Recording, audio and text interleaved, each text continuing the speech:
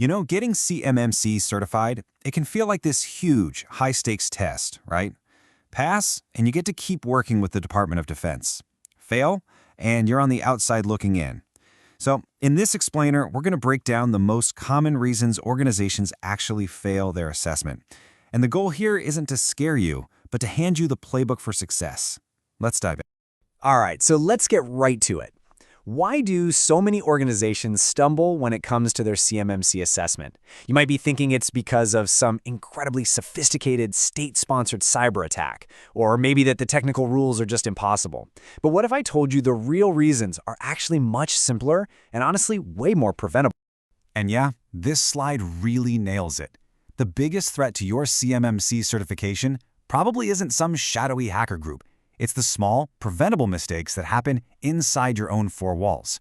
I'm talking about the basics: messy paperwork, bad planning, and just some simple misunderstandings. And the best part?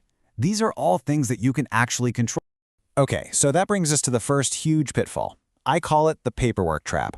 This is where the gap between what you say you're doing and what you can prove you're doing becomes crystal clear. You know, tons of companies have these beautifully written policies. And hey, that's a fantastic start.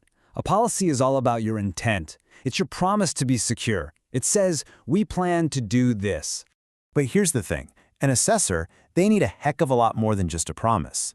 And that's where this comes in, the other side of the coin: evidence. Evidence isn't the promise. It's the cold, hard proof. An assessor doesn't just want to read your policy on access controls. They need to see the server logs that prove you're actually doing it. Look, this right here, it says everything you need to know. You could have the most secure network on the planet, but if you don't have the documentation to prove it, you get zero credit. In the eyes of an assessor, if you didn't document it, it straight up didn't happen. It's that black and white. So, what does this actually look like in practice? Where do people get tripped up? Well, that screenshot from 6 months ago, totally useless.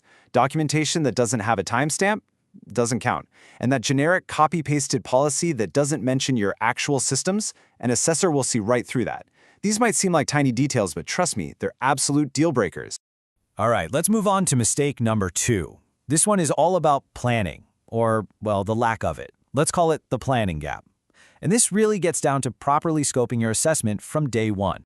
Man, getting your scope wrong it's a fatal error. Seriously, if you miss even one system, a laptop, a server, a cloud service, that touches sensitive government data, you know, the stuff CMMC calls FCI and CUI, your whole assessment could be thrown out.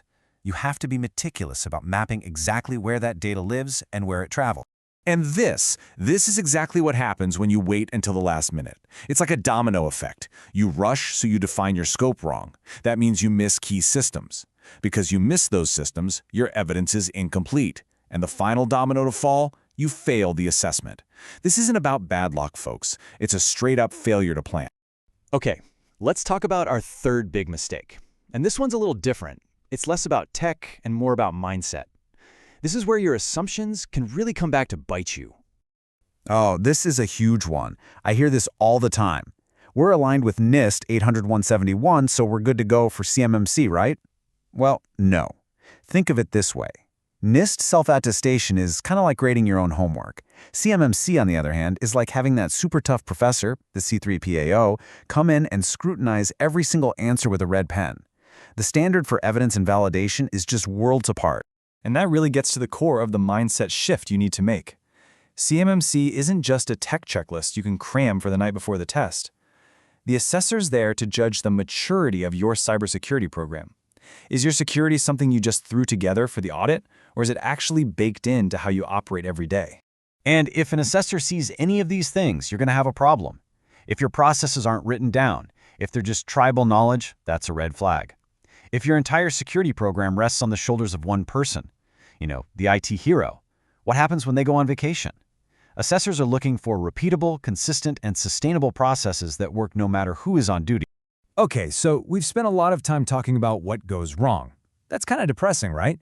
So let's flip this around. Let's talk about the solution. How do you avoid all these traps and actually pave your path to CMMC success?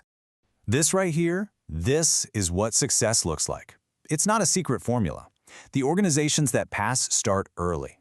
They obsess over getting their scope perfect.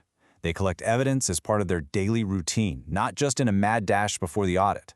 They get that compliance isn't a sprint to the finish line. It's a marathon. It's an ongoing process. And I really want you to remember this. The goal here is not perfection. Nobody's perfect. The goal is to be disciplined. It's about having structured, repeatable processes and having the rock-solid evidence to prove they're working. And that's something any organization can achieve if they're willing to put in the work.